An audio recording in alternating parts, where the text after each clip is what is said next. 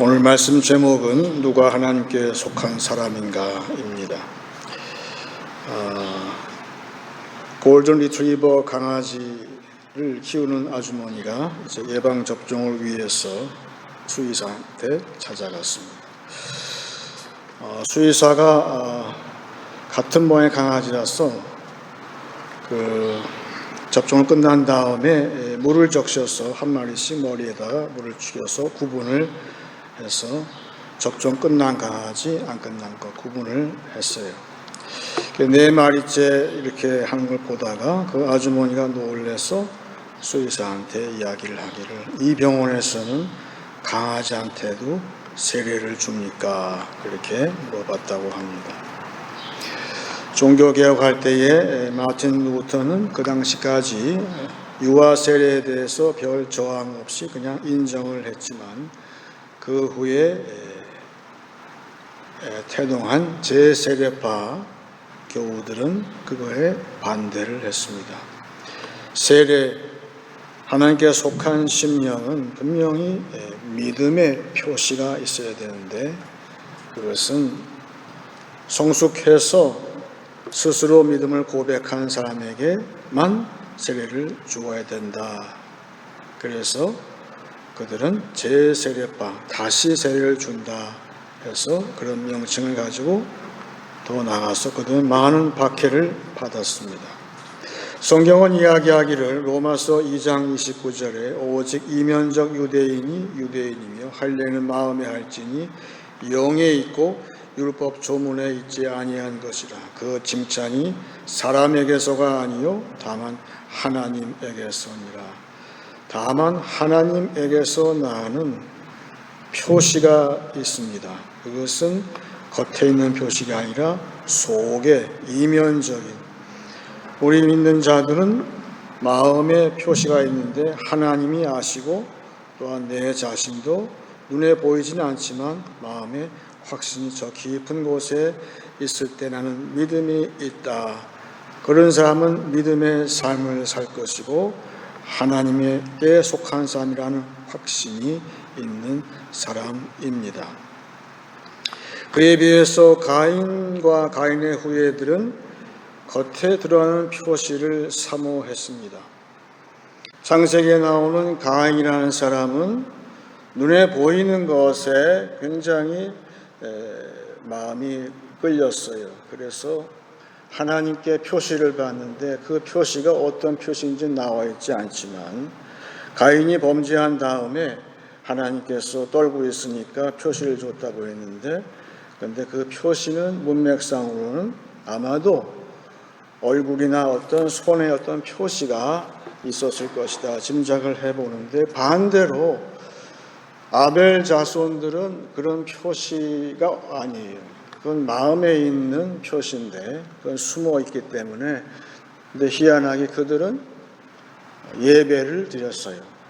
근데 가인의 후예들은 예배라는 것은 전혀 상관이 없이 세상적인 그런 힘을 다 거기에 소지를 하더라는 것이죠. 근데 더 중요한 것은 가인은 분명히, 가인의 후손들은 어떤 눈에 보이는 표시가 있었어요. 그런데 그것은 자기의 의죠. 그런데 그 자기의 의가 공격을 당할 때가 문제가 되는 것이죠. 그래서 창세기 4장 23절에 이 가인의 후예인 라멕이 아내들에게 이르되 아다와 실라여 내 목소리를 들으라. 라멕의 아내들이여 내 말을 들으라. 나의 상처로 말미암아 내가 사람을 죽였고 나의 상함으로 말미암아 소년을 죽였도다. 별것도 아닌데 싸우다가 사람을 죽이고, 심지어는 나이가 어린 소년이 무슨 심한 말도 아닌데 자기를 조롱했다고 자기 마음의 상처, 자기의 의에 대한 상처를 이기지 못해서 그 소년을 죽였다 고백을 하는 것을 봐서, 아무리 가인은 마음에 아니라 그 겉에 있는 표시가 있다 하더라도 그 속에 하나님의 표시, 믿음, 또 하나님의 의를 받지 못함으로 말미암아서 하나님의 의에 피할 줄을 모르는 거예요. 내가 공격당할 때에, 상대가 날 공격할 때에 나의 의만 가지고 있는 사람은 그걸 참지를 못해서 이런 끔찍한 짓을 한다는 거죠. 그래서 요사이 보게 되면 이 사람들이 너무 가인처럼 자기의 의만 가지고 있어서 상대방의 어떤 심한 말, 별것도 아닌 말, 그것을 자기의 의에 대한 공격으로 알고 저렇게 난리를 피우고 있는 것을 볼 때에 이 시대야말로 가장 중요한 것은 마음의 할례.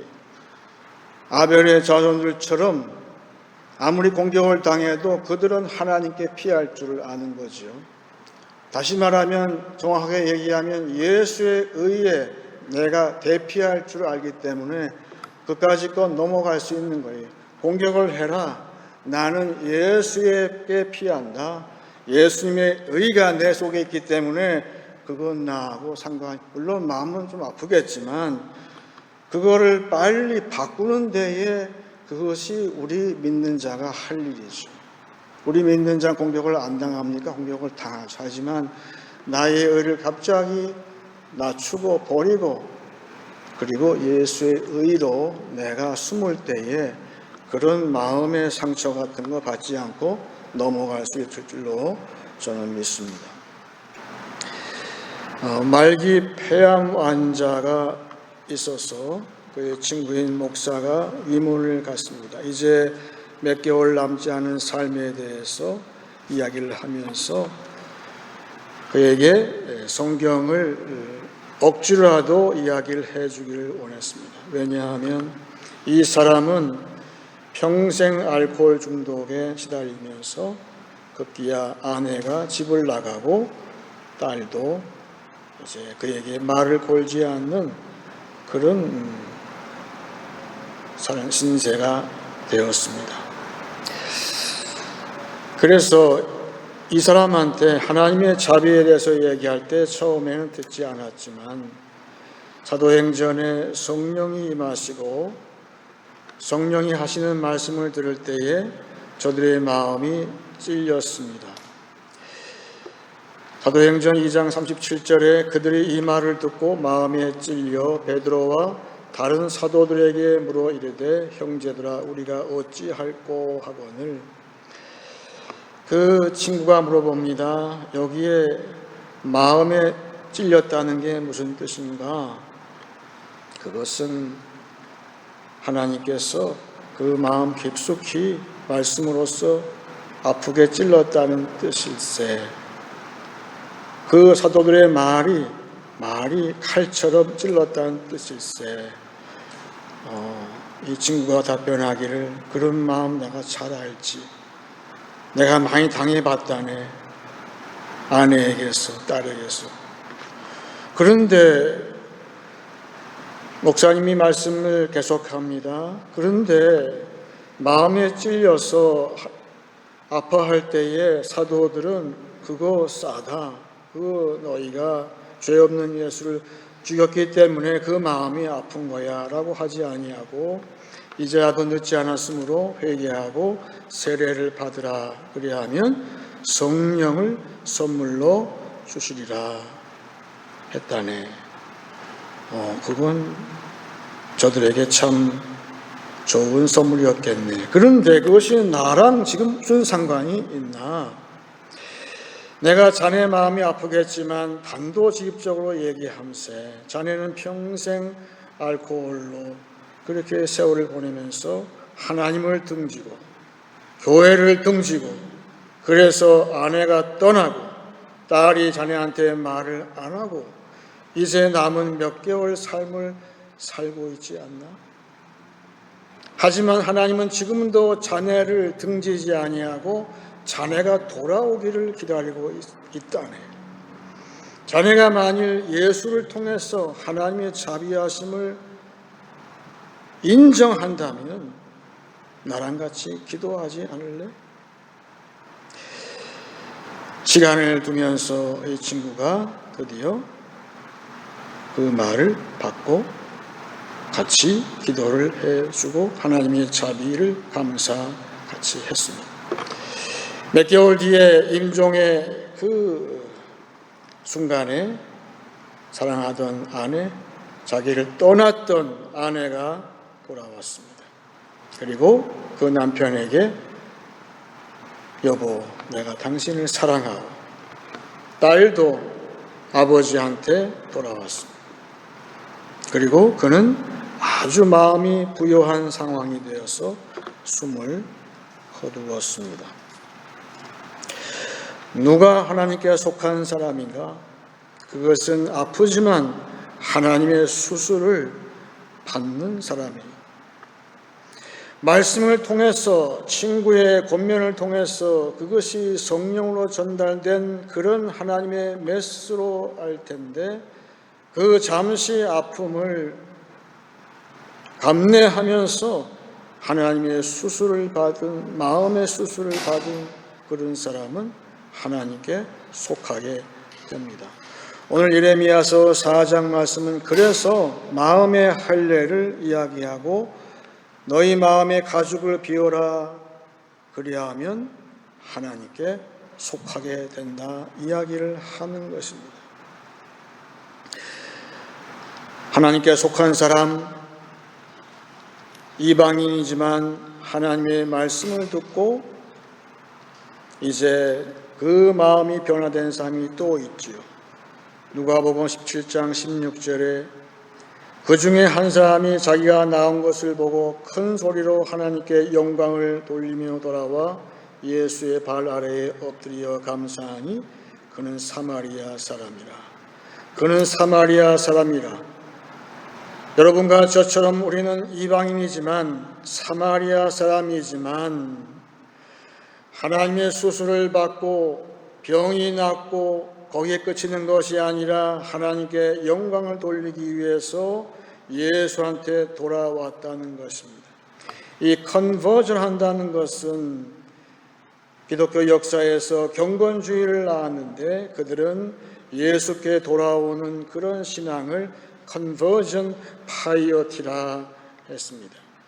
그 신앙은 미국으로 건너가서 그리고 미국의 주류 신학이 되었고 그것이 한국에 건너와서 한국의 교회를 이끌었던 그런 회개하는 신앙, 하나님께 다시 돌아오는 신앙. 누가 하나님께 속한 자인가? 오늘도 예배를 통해서 예수의 발 앞에 다시 돌아오는 컨버전 할 때에 하나님의 속함이 다시 한번 확인이 되는 그런 영성으로 우리 조상들은 살았습니다. 바로 그것이 중요한 것은 놀랍게도 그 경건주의자들이 개신교 최초의 선교사를 파송한 교단이 되었다는 사실입니다. 여러분, 돌아올 때에 멀리 갈 수 있어요. 돌아올 때에 미션이 있는 것처럼 오늘 예레미야는 하나님께 돌아오라 그렇게 얘기합니다. 예레미야가 강조하고 있는 새 마음, 새 언약은 무엇일까요? 그것은 하나님께 돌아오는 것이에요. 돌아와서 마음을 찢고 할례를 받아서 그 마음에 이제 다시금 돌아오는 기쁨이 있는 그런 리턴하는 그런 신앙이 있을 때에 그 심령은 하나님의 마음에 할례의 표시가 있는 하나님께 속한 사람이라는 것이죠. 내가 오늘 예배를 통해서 하나님께 속한 그런 믿음이 재확인될 때에, 내 마음에 더욱 각인될 때에 나는 목사님의 축도를 통해서 축복할 때에 나도 세상에 나가서 더 멀리 다른 사람한테 이 컨버전, 돌아오라는 회개를 이야기할 줄 안다는 것입니다. 그만큼 중요한 것이지요. 우리가 페이스북을 볼 때에 오늘날 내가 페이스북에 그 프로파일 사진을 바꿉니다. 여태까지 사진이 아니라 오늘 사진 찍어서 더 멋져 보이니까 그 사진을 내가 교체를 했어요. 그런데 그렇게 하게 되면 지금까지 했었던 모든 히스토리에 있는 모든 사진이 전부 그 사진으로 바뀌는 것을 알 수가 있습니다. 마찬가지로 오늘 내가 예배를 통해서 하나님께 돌아올 때에 하나님께서 내 마음에 말씀으로 다시금 마음의 할례를 주시고 나를 수술하시고 새사함되게 하시고 나한테 하나님의 의를 새롭게 주시고 내 마음에 기쁨을 주시죠. 감사를 주실 때에 그리고 샬롬을 나한테 주실 때에 내 얼굴은 다른 사람의 얼굴이 되는 것입니다. 따라서 페이스북이나 혹은 우리나라 사람 카톡을 그 프로파일 사진을 바꾸고 싶으십니까? 가장 좋은 시기는 예배 후에 사진을 찍으세요. 그럼 틀림없이 그 얼굴은 하나님께 속한 자의 그 광채나는 얼굴이 될 줄로 믿습니다. 그래서 우리 마지막으로 우리가 할 찬송은 이 하나님께 돌아오는 하나님께 속한 자의 그 영성을 가지고 작곡한 Blessed Assurance 이 찬송을 같이 하기를 원합니다. 288장입니다.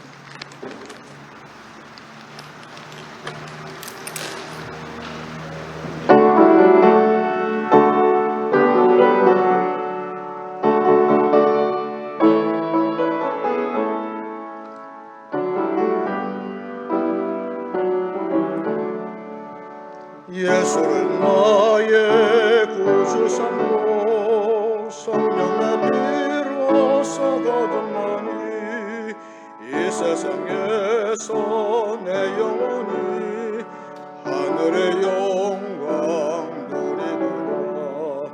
이것이 나의 간증이요 이것이 나의 찬송일세. 나 사는 동안 끊임없이 우주를 찬송하리로다. 온전히 주께 맡긴 내 영 사랑의 음성을 듣는 중에 천사들 왕래하는구나. 하늘의 영광 보리로다. 이것이 나의 간증이요 이것이 나의 찬송일세. 나 사는 동안 끊임없이 우주를 찬송하리로다. 주 안에 기쁨 누리므로 마음의 풍랑이 잔잔하니 세상과 나는 갈 곳 없고 구속한 주만 보리로다. 이것이 나의 간증이요 이것이 나의 찬송일세. 나 사는 동안 끊임없이 구주를 찬송하리로다.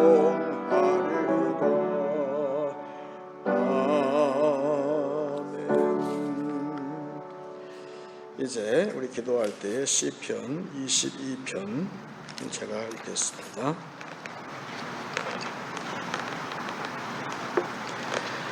큰 회중 가운데에서 나의 찬송은 주께로부터 온 것이니 주를 경외하는 자 앞에서 나의 소원을 갚으리이다. 겸손한 자는 먹고 배부를 것이며 여호와를 찾는 자는 그를 찬송할 것이라. 너희 마음은 영원히 살지어다. 땅의 모든 끝이 여호와를 기억하고 돌아오며 모든 나라의 모든 족속이 주의 앞에 예배하리니 나라는 여호와의 것이요 여호와는 모든 나라의 주제심이로다.